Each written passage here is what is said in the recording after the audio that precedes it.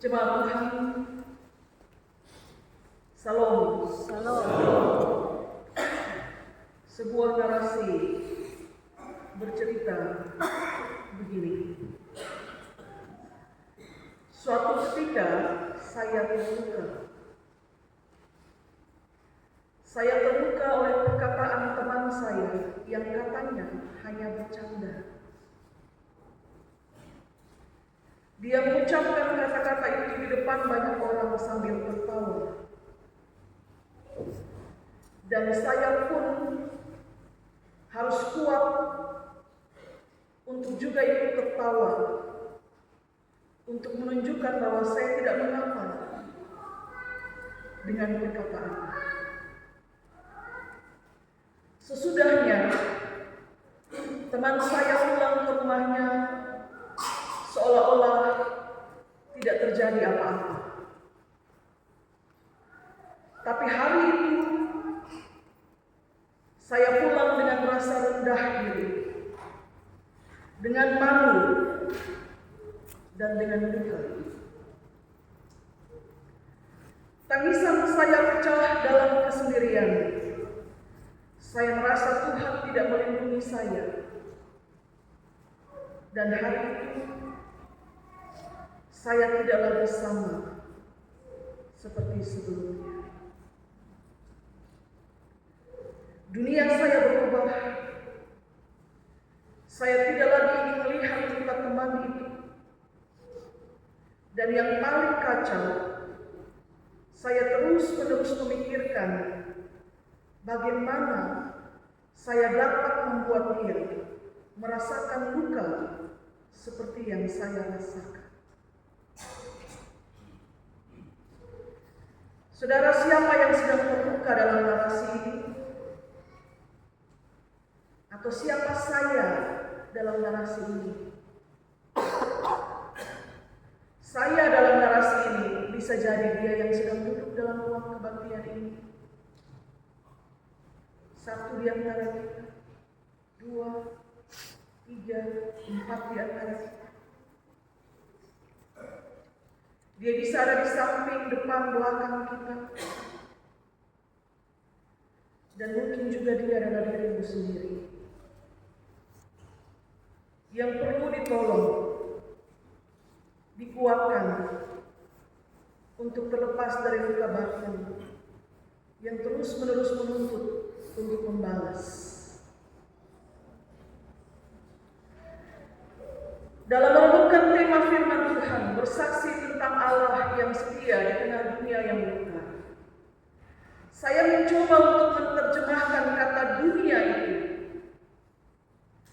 sebagai bumi, sebagai persekutuan, sebagai keluarga, dan bahkan saya juga menerjemahkan kata dunia itu sebagai seseorang, sebagai satu pribadi, satu jiwa yang sedang luka. Sehingga pagi ini, saat kita merenung tentang kesetiaan Tuhan bagi dunia yang luka, kita merenung kesetiaan Tuhan bagi bumi yang sedang luka, bagi persekutuan yang sedang luka, bagi keluarga-keluarga yang sedang luka, dan juga kasih setia Tuhan bagi satu pribadi yang sedang terluka oleh berbagai-bagai keadaan. Maka pertanyaan di awal renungan ini, apa yang menyebabkan luka pada dunia-dunia itu, Bapak-Bapak? Apa yang menyebabkan luka pada bumi? Apa yang menyebabkan luka pada persekutuan? Apa yang menyebabkan luka pada keluarga-keluarga kita? Dan apa yang menyebabkan luka dalam diri seseorang? Luka itu sakit, saudara, sakit. Dia berdarah, tapi ada juga luka yang tidak berdarah. Ada luka yang kelihatan secara fisik, mata kita melihat dengan jelas ada luka.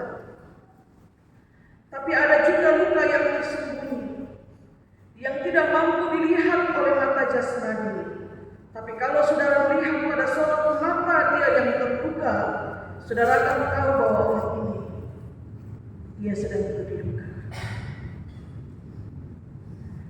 Ada luka yang menimbulkan tangisan, tapi ada juga luka yang terpaksa harus dibungkus dengan senyuman supaya orang tahu bahwa dia baik-baik saja.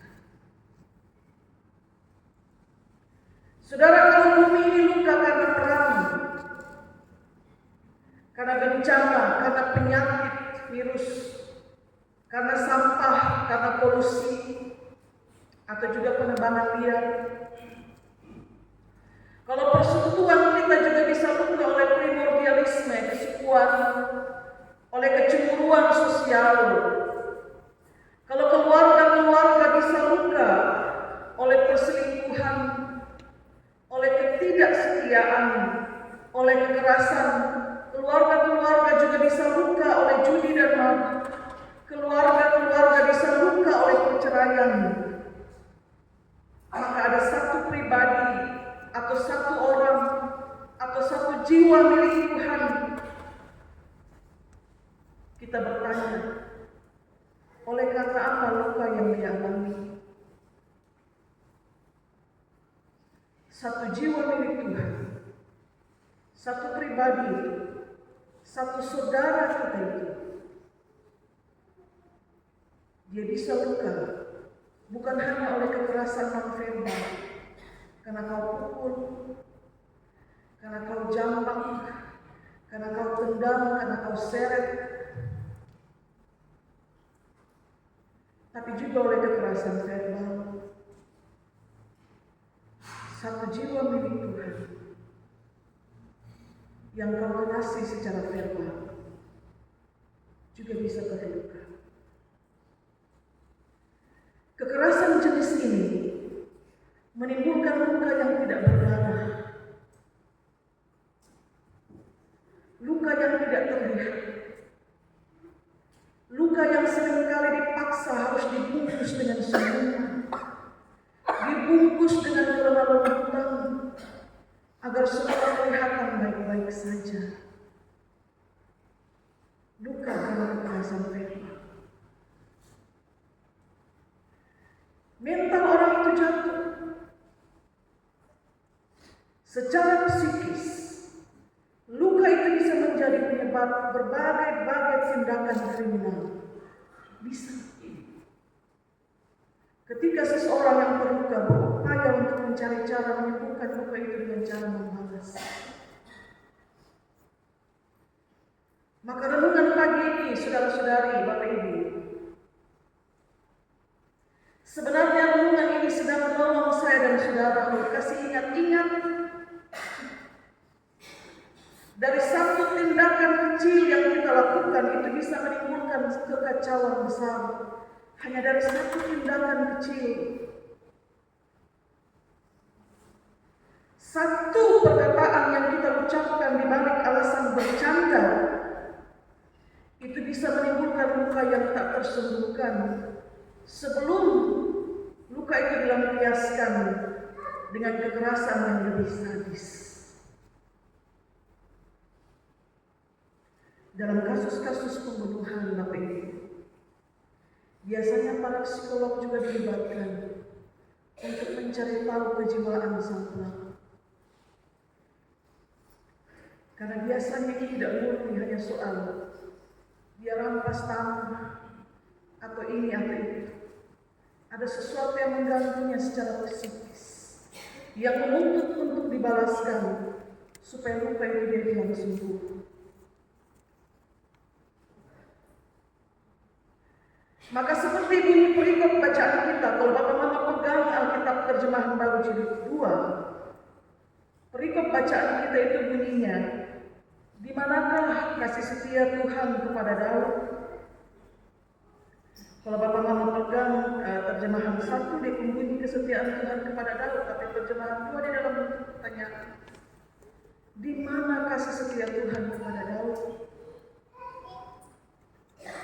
Dan kita bertanya seperti pertanyaan perikop itu, di tengah peperangan, di mana kesetiaan Tuhan kepada para korban?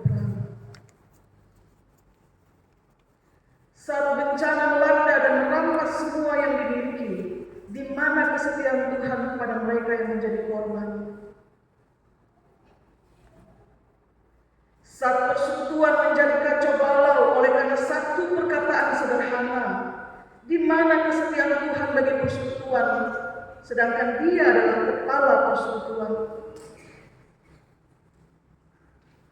Di mana kasih setia Tuhan bagi keluarga-keluarga yang terancam runtuh keutuhannya, yang beberapa waktu lalu dibawa ke altar Tuhan menerima berkat dengan sukacita penuh canda tawa kegembiraan?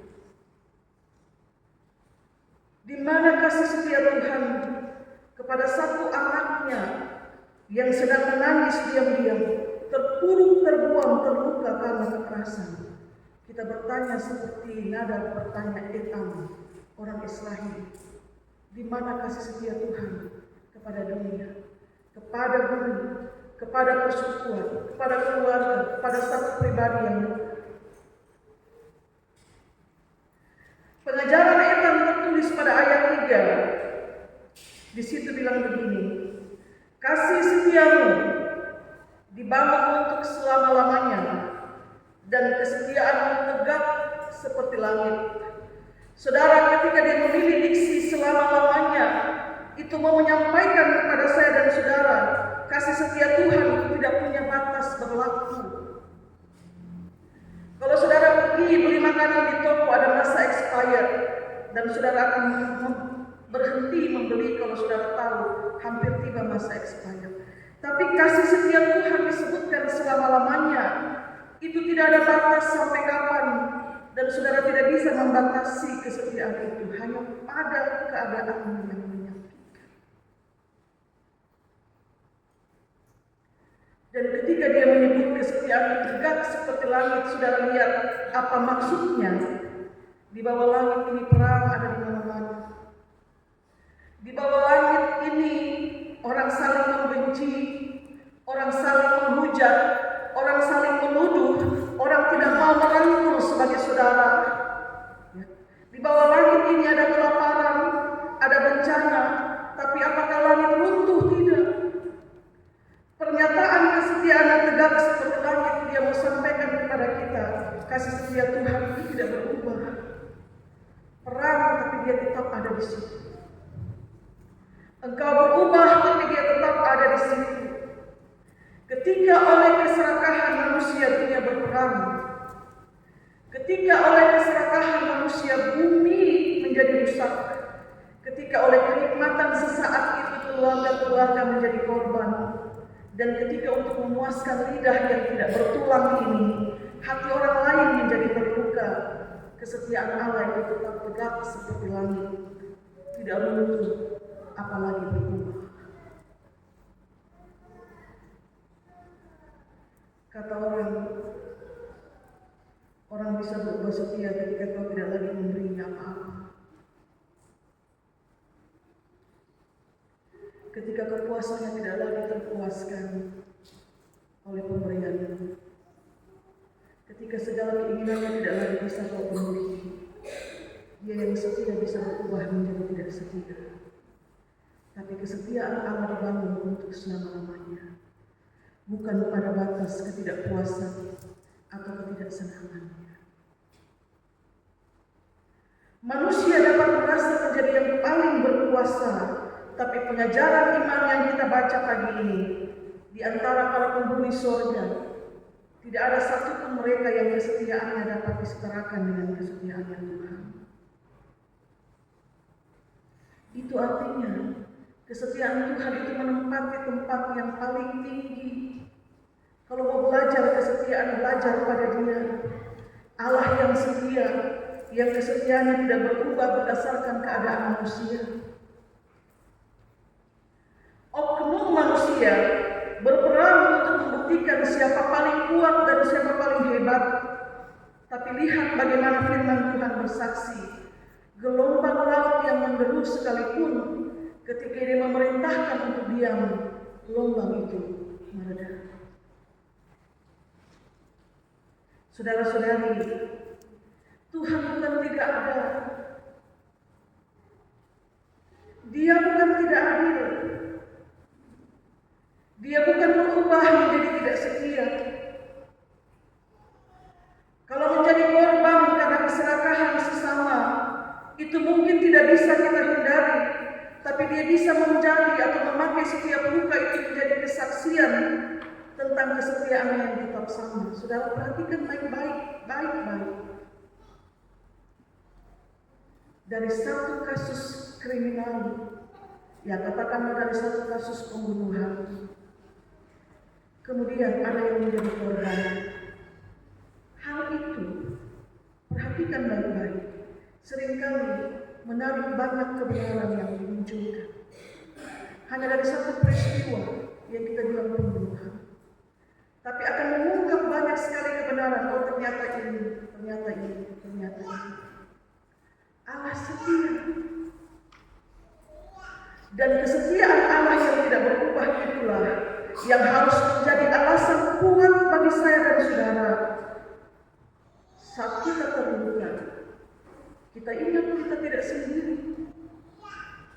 Dan bersama dengan Dia, kita bisa melepaskan semua ikatan yang terus menggerogoti dan menuntut kita untuk balas. Karena sakit yang kau rasa, Dia juga harus rasa. Balas. Keluarkan terus kata-kata yang menyakitkan, supaya Dia juga merasakan seperti yang kau rasa. Narasi di awal khotbah tadi kemudian berlanjut apa ini? Setelah berbulan-bulan penuh perjuangan yang dalam, suatu pagi, usai malam yang panjang, karena alaman itu berteduh dalam doa, saya bangun dengan tubuh yang lebih ringan, dengan hati yang lebih tenang, dengan pikiran yang perlahan mulai berubah.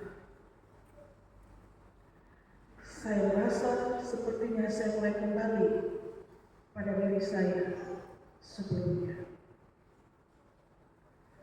yang tidak lagi terikat dendam untuk saya balaskan, yang menolak energi negatif yang bisa merusak hatiku. Karena saya ingat semalam di penghujung doa yang panjang itu, saya berucap, dalam kesetiaan yang tidak berubah ya Tuhan, akulah yang akan berubah. Karena semua yang buruk yang terus menghantui, upayakan untuk kulepaskan. Saudara-saudari yang terkasih dalam Kristus, benar, akan sangat sulit sekali melihat Tuhan yang setia itu saat luka itu mulai terbentuk. Saat kau luka, sangat sulit untuk kau bilang bahwa Tuhan setia. Tapi sesungguhnya Tuhan sedang berproses bersama luka itu untuk membalut dan menyembuhkan. Yang saya sampaikan ini luka secara verbal, tapi ada juga luka non verbal, perkataan, perbuatan, tindakan, kekerasan fisik. Banyak yang tetap diam ketika mengalami luka dari orang terdekat, berusaha menutupi luka itu dengan berbagai alasan. Jatuhlah, tabrak pintu, tabrak kursi, tabrak tembok. Banyak berusaha menutupi lubang dengan berbagai alasan. Dia menimbulkan luka yang kelihatan, tapi juga luka yang tidak kelihatan. Orang-orang itu perlu diselamatkan. Dan melalui mimbar gereja kami sampaikan, berbagilah cerita, tapi juga selamatkan dirimu. Kalau kemudian semua menjadi semakin parah, lalu kemudian kita bilang Tuhan tidak adil, Tuhan tidak setia, Dia sudah berbisik supaya kau berbicara dan mencari perlindungan. Dunia penuh luka, Bapak Ibu. Persekutuan juga luka, keluarga juga luka, diri juga luka, bumi luka. Tuhan itu setia. Dia berproses dalam luka itu. Seringkali dia berbicara dengan cara yang halus, tapi juga kadang-kadang dia berbicara dengan suara yang keras. Dia membalut dan menyembuhkan. Maka jadilah pemenang, sebab ketika engkau menang, kemenangan itu menjadi kesaksian. Sekarang saya ceria, gembira, hidup lebih baik, tetaplah lebih rapi. Karena apa yang buruk itu sudah saya lepaskan. Berjuang untuk keluar dan menyembuhkan luka. Saya tanya Bapak Ibu, apakah menyenangkan untuk hidup dalam luka? Tidak. Sungguh tidak menyenangkan hidup dalam luka. Luka karena apapun tidak menyenangkan. Sembuhkan luka itu dan jadilah pemenang. Dan ingat Tuhan itu, Dia